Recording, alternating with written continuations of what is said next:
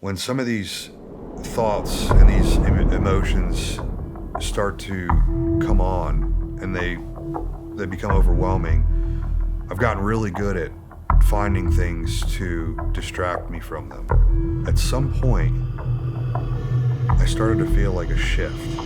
I think your exact words are, I'm feeling really good.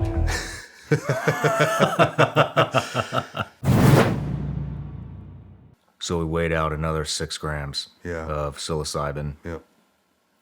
Started with 6. And this one hit me a little different. Me too. Being honest with you.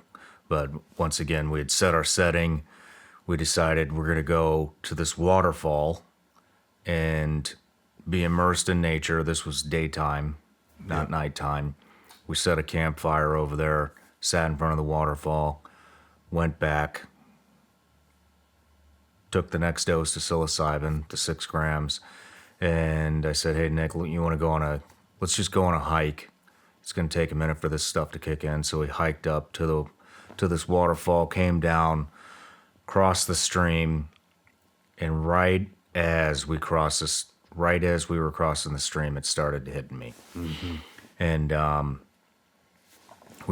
we'd sat down in the chairs, looking right at this waterfall, and I just broke down, dude. Really? Yeah, I just started crying, man. What did you break down about?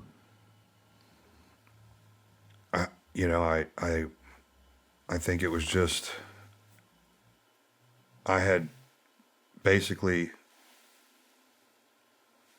looked back, like I had taken everything that had taken place over the last year, and it was almost like in a fast forward mode, but everything just played through my head in that 30-minute time where we were just in silence, staring at the waterfall.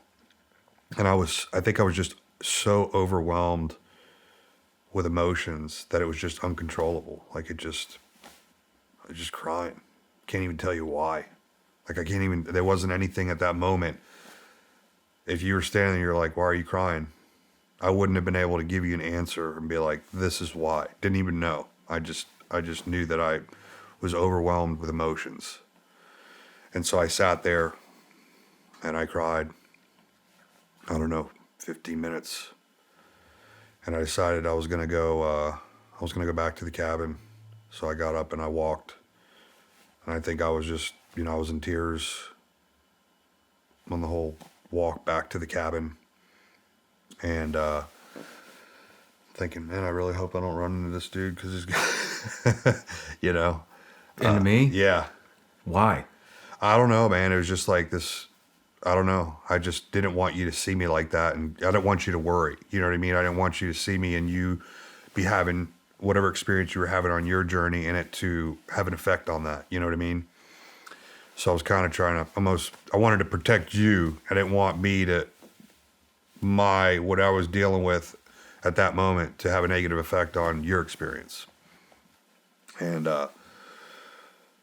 so when I got back, before I went into the cabin, I made sure you weren't in there, like just trying to check, looked in there, and you weren't. And so I kind of went in there and I sat in the chair. And I didn't turn any lights on. I just kind of sat there, man. And I practiced what you had told me the night before about sitting with your thoughts and just being present with them. Because I think I've kind of gotten into the habit of when some of these thoughts and these emotions start to come on and they become overwhelming, I've gotten really good at finding things to distract me from them. I'll find things to make myself busy, and it allows me to not have to deal with those things. It allows me to not have to face them at that moment. I know they're going to come back, but it buys me time. And so I was like, you know what, I'm going to try this. And I just sat there, man, and I just fucking bawled. I was like sobbing. And I just had all these different thoughts What was it? Was it about your family? It was about, a lot of it was about my family, but it was, some of the things were that I was playing in my head were moments in my life where I felt like I had failed and feeling like a failure in a lot of ways. And started to go back to those thoughts again of the not deserving piece that we talked about, and wondering why my wife is with me, you know, and feeling like I want so much more for her, and almost convincing myself that I am unable to provide that. And I sat with those thoughts for a while, kind of hoping you wouldn't come back because of the the state I was in. And I think I kind of heard you.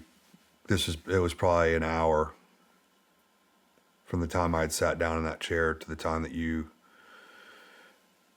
come back. And I think I was like, I want to go outside and I want to try doing this outside.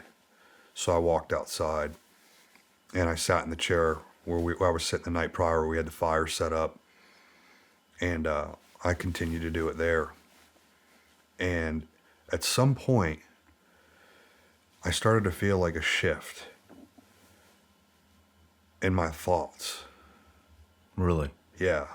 And I don't know if it had something to do with the environment, being with nature. I don't know, dude. I really don't know what it was. Like a good shift? Yeah. Yeah. And shortly thereafter, I was like, it started to go from that really dark, negative place, and it started to shift over to positive, and then it slowly started gaining momentum. And then right about that time, shortly thereafter, you got back from, I think you were out on a walk or a hike, and you got back, and you saw me sitting there, but I think you just wanted to let me, just be. And so you passed by me, and I heard you go into the door of the cabin. And I don't know why, but I just felt this urge to come in and talk to you.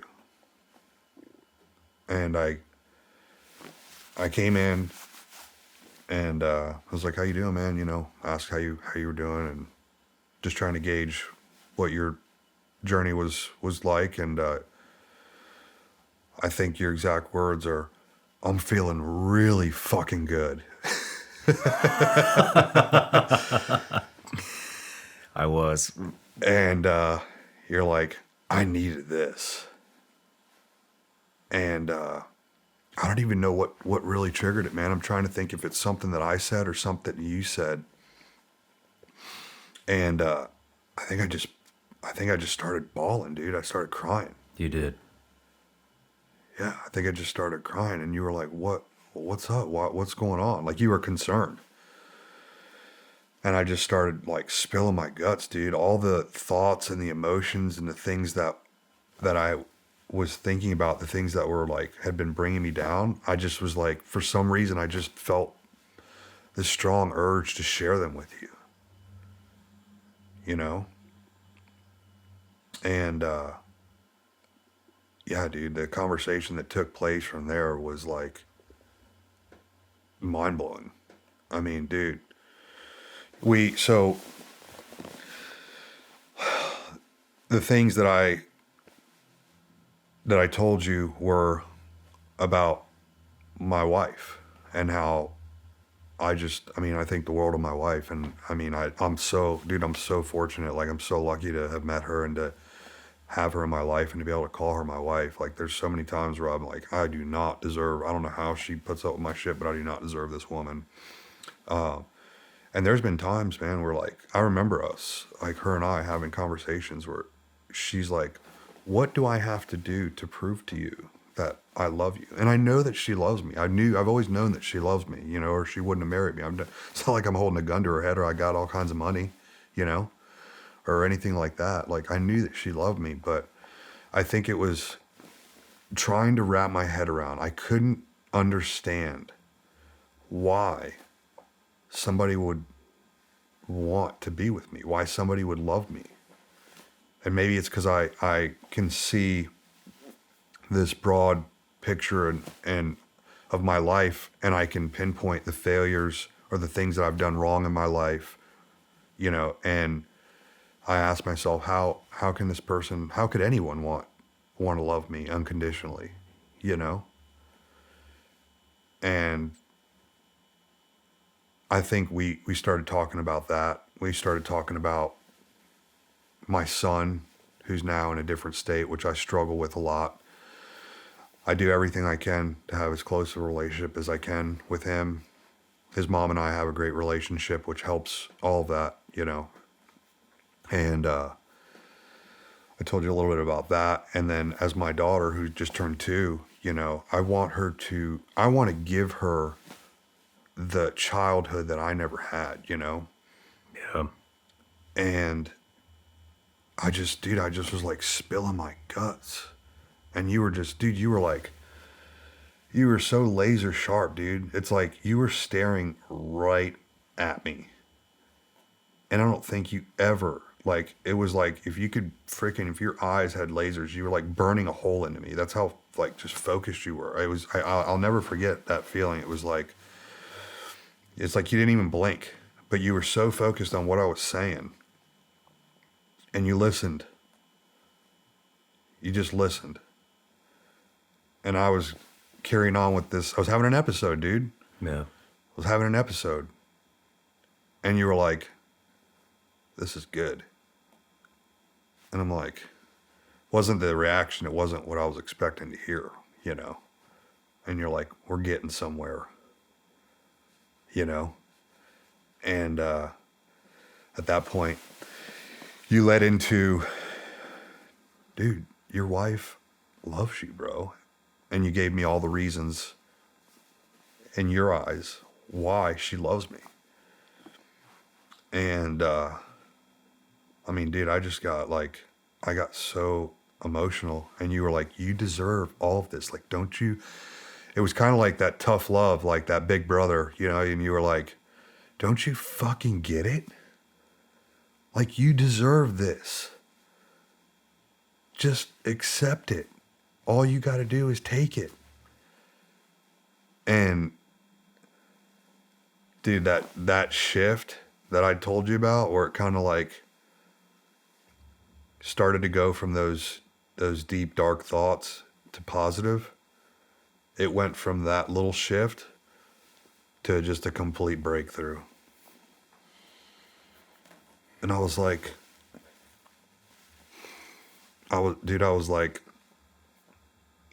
oh my God. Like, oh my God. And that was like, honestly, dude, the very first moment that I could truly realize, understand, and accept that, like, my wife loves me for me, like, just for whatever I am, like, for me, dude. And I didn't, and you were just like you're smiling right now as I sat there, because you could see this unfolding right in front of your eyes. And just the way you're looking at me right now, you were just staring at me. And I was like, it was like I just discovered a secret that I'd been left out of my entire life, you know? And I was like, holy shit. And we're out in the middle of nowhere, dude. We got no cell phone service, no nothing. And I'm just like, I got to talk to my wife. I have to tell her. And I just wanted to thank her. Like, I was just like, this overwhelming feeling of just gratefulness. I mean, dude, she's been through so much. We're hard people to live with as it is, dude. Like, we're difficult individuals, man. Yes, we are. And I won't go down that road and bore you with the details, but dude, she's been through so much. And she's never wavered, bro. She's stuck by my side the whole time. Hey everybody, I'm Shawn Ryan. Click here to subscribe to the Shawn Ryan Show YouTube channel for the hottest and most compelling interviews that you will not see anywhere else. I've also made a playlist of all the previous SRS episodes so they're easy to find. You can find that right here.